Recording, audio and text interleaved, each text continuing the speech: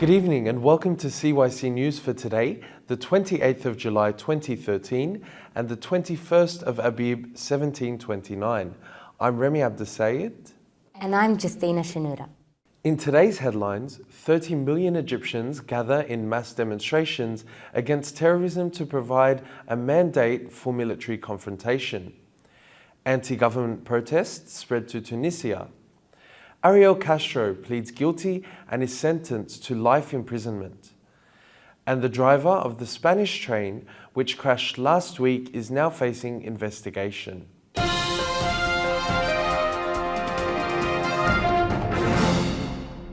Starting with Egypt, where huge crowds heeded a call by Army Chief General Abdel Fattah al-Sisi to grant the armed forces a popular mandate to confront terrorism committed by armed Islamist groups.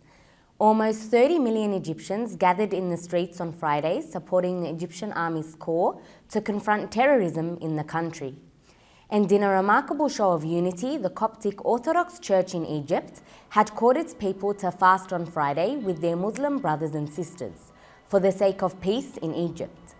Church bells rang with the mosque prayer calls at same time at 7 p.m. announcing the breaking of the fast for both Muslims and Christians.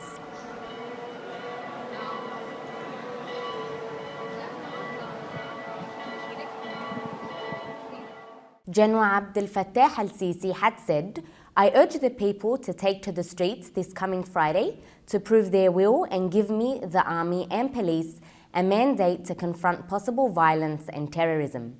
Al-Sisi also detailed the developments before dismissal of former President Mohamed Morsi and stressed that the armed forces did not fool the former president, but they provided estimates of the seriousness of the situation and initiatives to get out of the crisis, but the former president did not consider them. Al-Sisi also revealed that he suggested to the former president to call for a referendum on staying in power and sent the proposal to him with the Prime Minister. But the president's answer was no.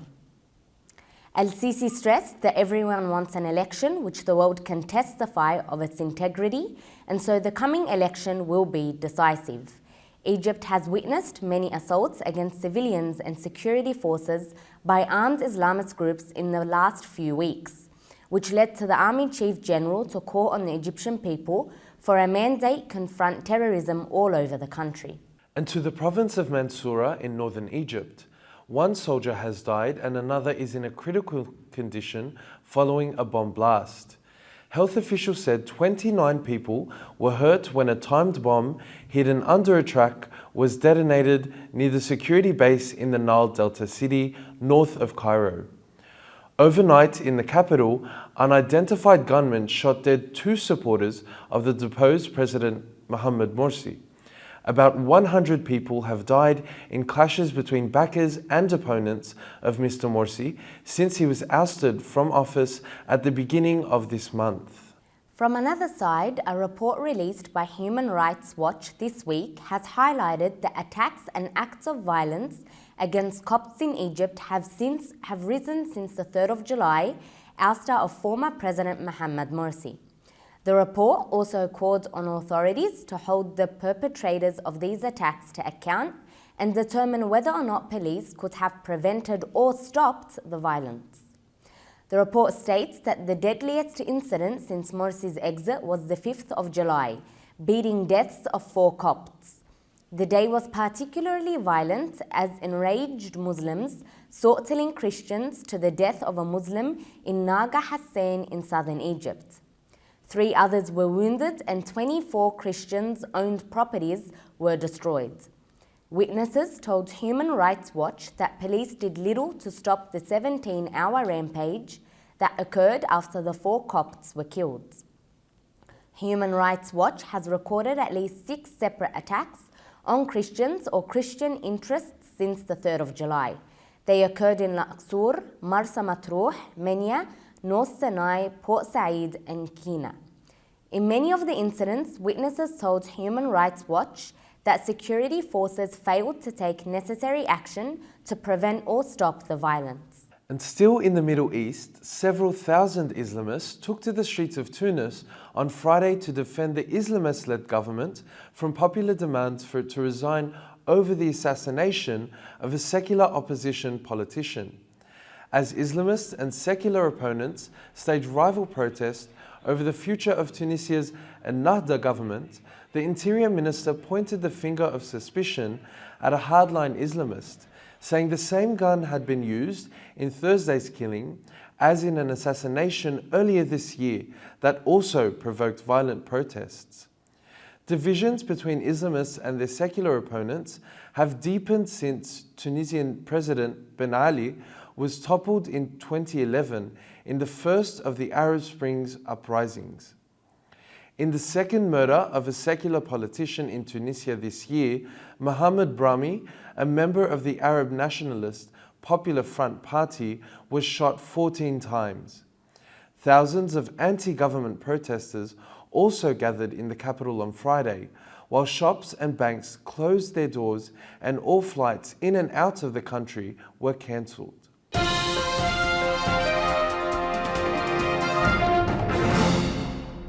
Over to the United States, where the Ohio man accused of raping and holding 3 women captive in his home for about a decade has agreed to a plea deal that will see him imprisoned for life without the possibility of parole. Ariel Castro, aged 53, was arrested in May after one of the women escaped. He abducted Michelle Knight, aged 32, Amanda Berry, aged 27, and Gina DeJesus, aged 23, from Cleveland streets between 2002 and 2004. Castro was charged with murder for beating and starving one of the women, who was pregnant, until she miscarried. Following the hearing, a law firm representing the 3 women said they were satisfied with the resolution, which means that they will not be required to testify before a court. In neighboring Mexico, officials say that at least 20 armed gang members have died in clashes with police in the country's western Michoacan state.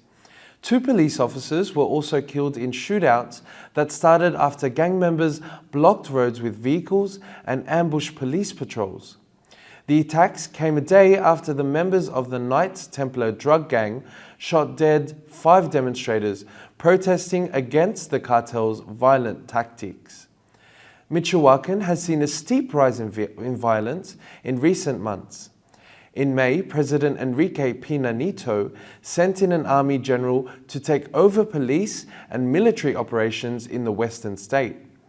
Self-defense vigilante groups have formed in several towns in the region, vowing to fight the violence, kidnappings, and extortion carried out by drug cartels. One of the drivers of a train which derailed in northwestern Spain, killing at least 78 passengers, has been put under formal investigation.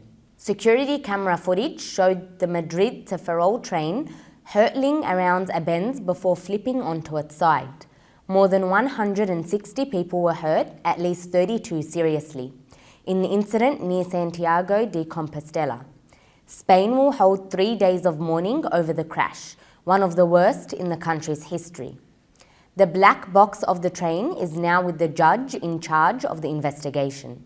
Around 400,000 Roman Catholics have joined a ceremony on Copacabana Beach in the Brazilian city of Rio de Janeiro to mark the opening of World Youth Day. Pope Francis I's visit to Brazil took place under tight security after weeks of protests against the government and corruption. His Holiness noted that Friday marks the Grandparents' Day in Brazil and many other countries, saying that young people should thank their grandparents for the wisdom they share.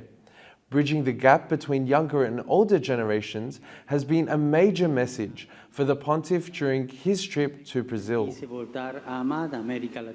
United States regulators have said menthol cigarettes are more harmful than other cigarettes, but stopped short of limiting their sale.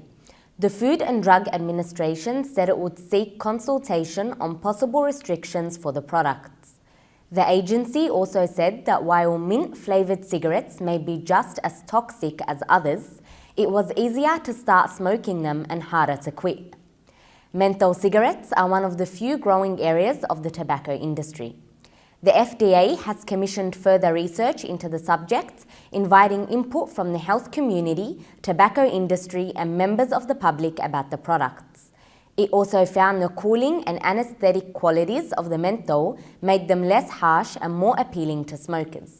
Bulgaria's president has appealed for calm after weeks of long protests escalated into a blockade of parliament clashes with police. President Rosen Plevnelev urged both protesters and police to remain peaceful and civilized. More than 100 politicians, journalists and staff were trapped inside the building overnight until they were escorted out by police at about 5 a.m. local time.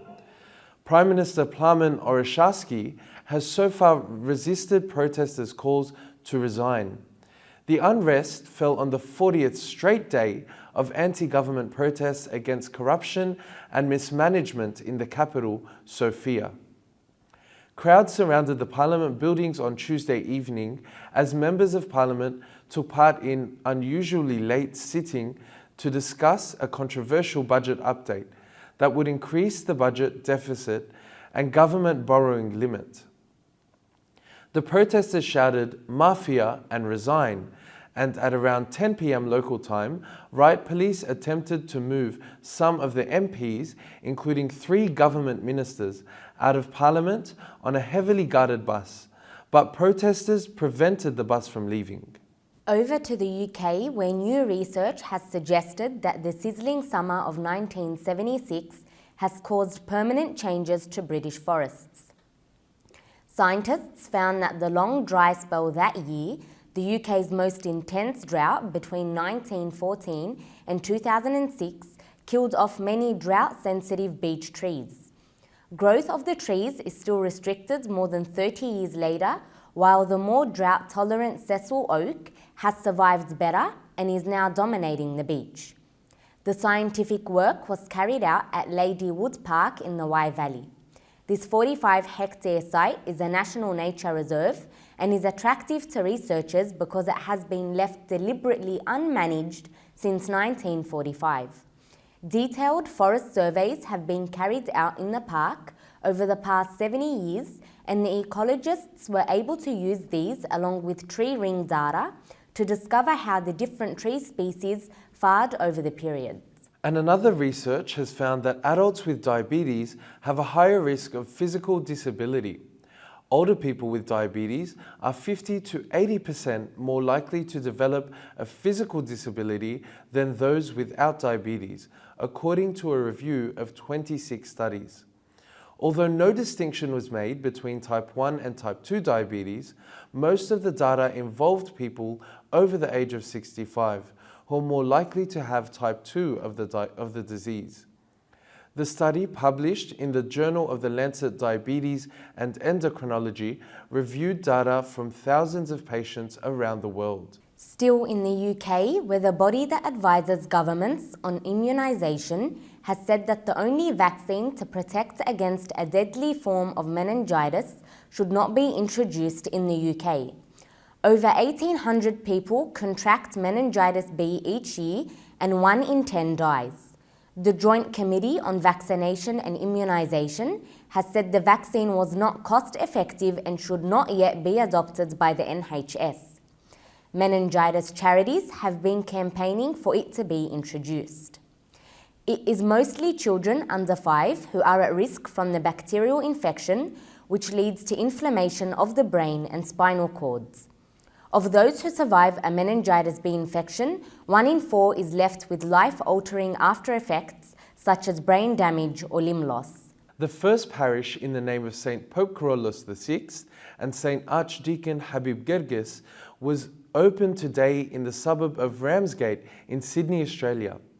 The Holy Liturgy was prayed by the Reverend Father Yaqub Awad and was celebrated by local members of the Coptic Church who gathered to mark this special occasion. We pray for the success of the service of this new parish. That's all for CYC News today. Stay tuned for more content on CYC. I'm Justina Shanuda. And I'm Remy Abdesayed, and from the CYC studio in Sydney, Australia, good night and God bless.